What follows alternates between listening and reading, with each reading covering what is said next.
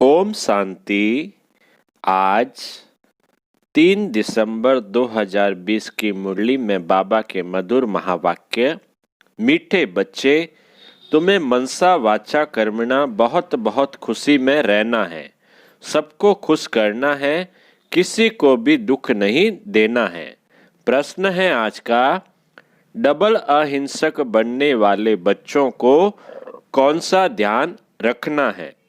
उत्तर, पहला, ध्यान रखना है कि ऐसी कोई वाचा मुख से न निकले जिससे किसी को भी दुख हो, क्योंकि वाचा से दुख देना भी हिंसा है।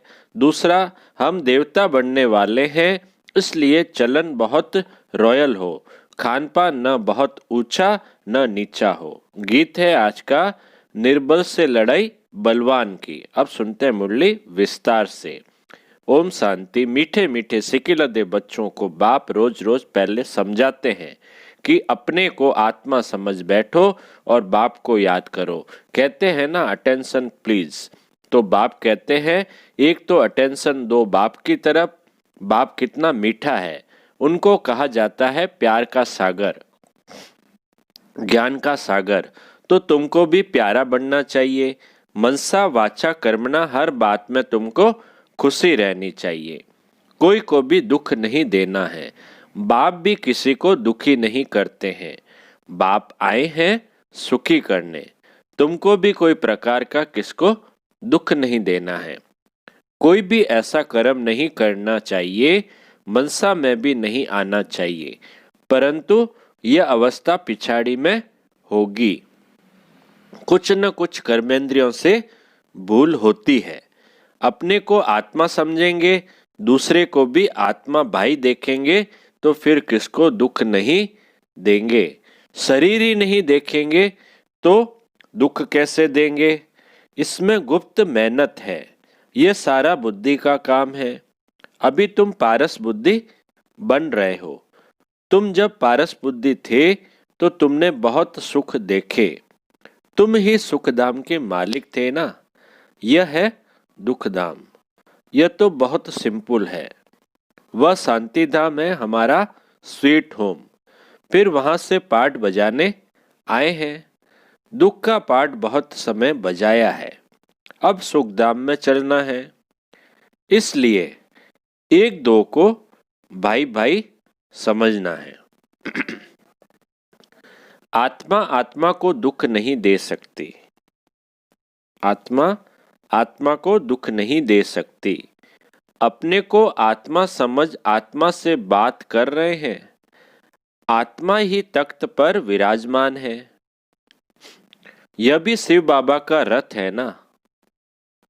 बच्चियां कहती है, हम शिव बाबा के रथ को श्रृंगारते हैं, शिव बाबा के रथ को खिलाते हैं, तो शिव बाबा ही याद रहता है।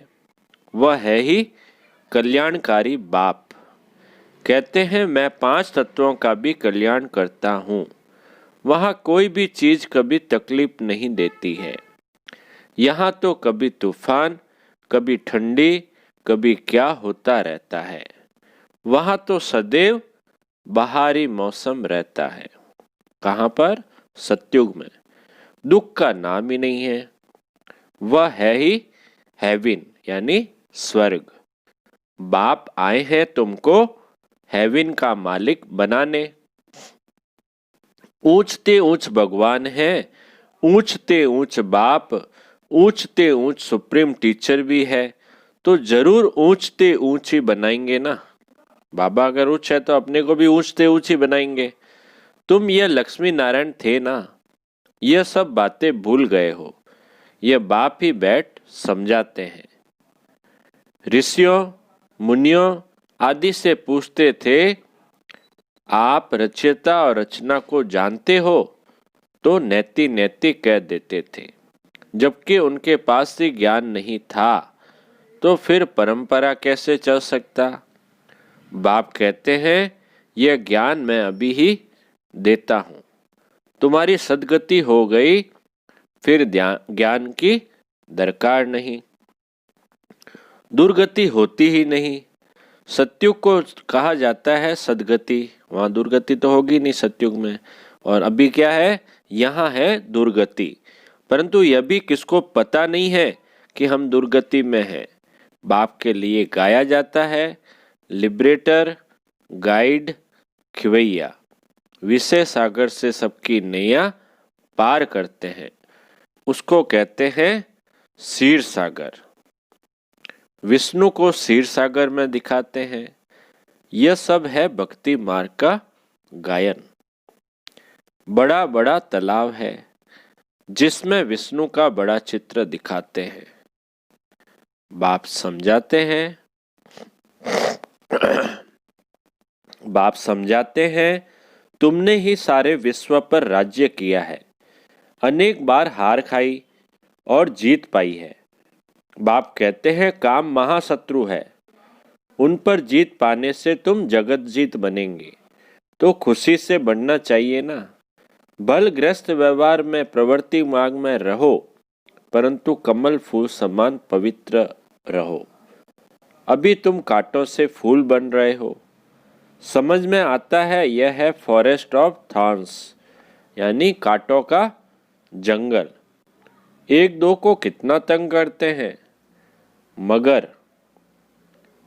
एक दो को कितना तंग करते हैं, मार देते हैं। तो बाप मीठे मीठे बच्चों को कहते हैं तुम सबकी अब वानप्रस्थ अवस्था है, छोटे बड़े सबकी वानप्रस्थ अवस्था है। तुम वाणी से परे जाने के लिए पढ़ते हो ना। तुमको अभी सतगुरु मिला है, वह तो वानप्रस्थ में तुमको ले ही जाएंगे। यह है यूनिवर्सिटी, भगवानुवाच है ना, मैं तुमको राजयोग सिखलाकर राजाओं का राजा बनाता हूँ। जो पूज्य राजाएं थे वही फिर पुजारी राजाएं बनते हैं। तो बाप कहते हैं बच्चे अच्छी रीति पुरुषार्थ करो, देवी गुण धारण करो, बल खाओ पियो, श्रीनाथ द्वारे में जाओ, वहां घी के माल ढेर मिलते हैं। घी के कुएं ही बने हुए हैं। खाते फिर कौन है? पुजारी। श्रीनाथ और जगन्नाथ दोनों को काला बनाया है। श्रीनाथ और जगन्नाथ दोनों की आपने देवताओं की तस्वीरें देखी ना, काली होती है ना। तो जगन्नाथ के मंदिर में देवताओं के गंदे चित्र हैं। वहां चावल का हांडा बनाते हैं, वह पक जाने से 4 भाग हो जाते हैं। सिर्फ चावल का ही भोग लगता है, क्योंकि अभी साधारण है ना। इस तरफ गरीब और उस तरफ साहूकार। अभी तो देखो कितने गरीब हैं। पापा कहते हैं एक तरफ साहूकार एक तरफ गरीब, लेकिन अभी तो देखो कितने गरीब हैं। खाने पीने को कुछ नहीं मिलता है। सतयुग में तो सब कुछ है। तो बाप आत्माओं को बैठ समझाते हैं शिव बाबा बहुत मीठा है, वह तो है निराकार। प्यार आत्मा को किया जाता है ना, आत्मा को ही बुलाया जाता है। शरीर तो जल गया, उनकी आत्मा को बुलाते हैं क्योंकि जगाते हैं। उनकी आत्मा को बुलाते हैं, ज्योति जगाते हैं। इससे सिद्ध है आत्मा को अंधियारा होता है। आत्मा है ही शरीर रहित, तो फिर अंधियारा आदि की बात कैसे हो सकती है? वहाँ ये बातें होती नहीं। यह सब है भक्ति मार्ग। बाप कितना अच्छी रीति समझाते हैं। ज्ञान बहुत मीठा है, इसमें आंखें खोलकर सुनना होता है। बाप को तो देखेंगे ना। तुम जानते हो शिव बाबा यहाँ विराजमान है, तो आंखें खोलकर बैठना चाहिए ना। बेहद के बाप को देखना चाहिए ना। आगे बच्चियां बाबा को देखने से ही ध्यान में चली जाती थी। आपस में भी बैठे बैठे ध्यान में चले जाते थे। बाबा कहते हैं पहले तो बच्चियां थी, वो बाबा को देखते देखते ही ध्यान में चली जाती थी। आपस में भी बैठे बैठे ध्यान में चले जाते थे।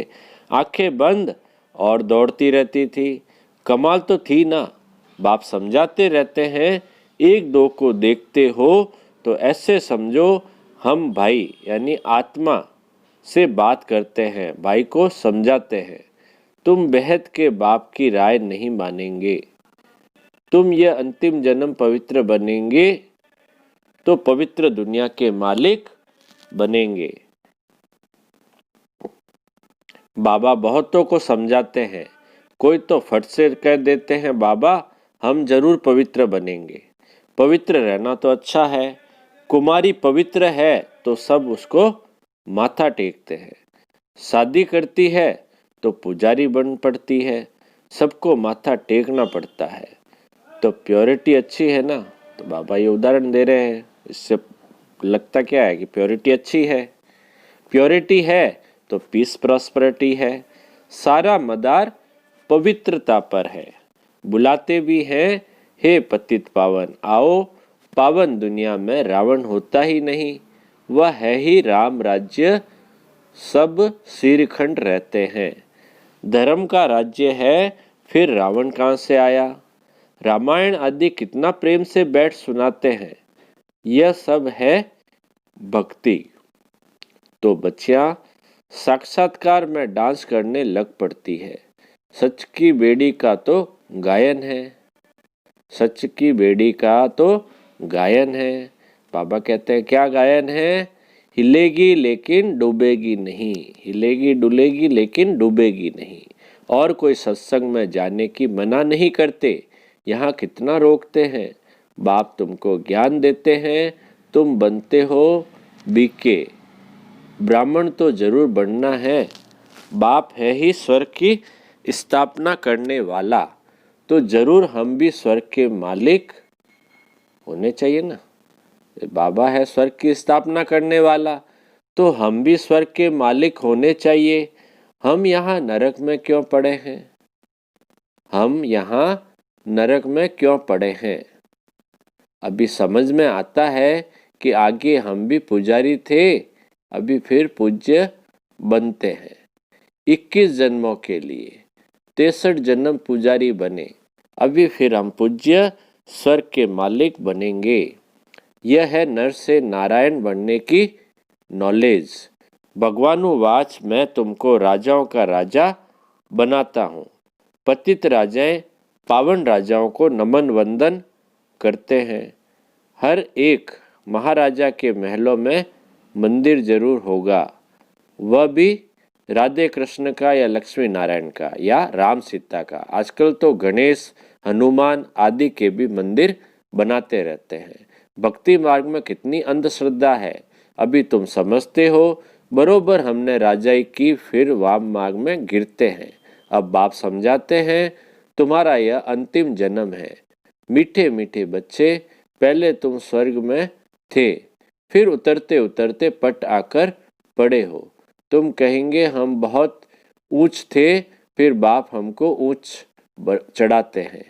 हम हर 5000 वर्ष बाद पढ़ते ही आते हैं। इसको कहा जाता है वर्ल्ड की हिस्ट्री ज्योग्राफी रिपीट। बाबा कहते हैं मैं तुम बच्चों को विश्व का मालिक बनाता हूँ, सारे विश्व में तुम्हारा राज्य होगा। गीत में भी है ना, बाबा आप ऐसा राज्य देते हो जो कोई छीन न सके। अभी तो कितनी पार्टीशन है, पानी के ऊपर जमीन के ऊपर झगड़ा चलता रहता है, अपने अपने प्रांत की संभाल करते रहते हैं। न करे तो छोकरे लोग बच्चे लोग पत्थर मारने लग पड़े। वो लोग समझते हैं यह नौजवान पहलवान बन भारत की रक्षा करेंगे, सो पहलवानी अभी दिखलाते रहते हैं। दुनिया की हालत देखो कैसी है, रावण राज्य है ना। बाप कहते हैं यह है ही आसुरी संप्रदाय, तुम अभी देवी संप्रदाय बन रहे हो। देवताओं और असुरों की फिर लड़ाई कैसे होगी?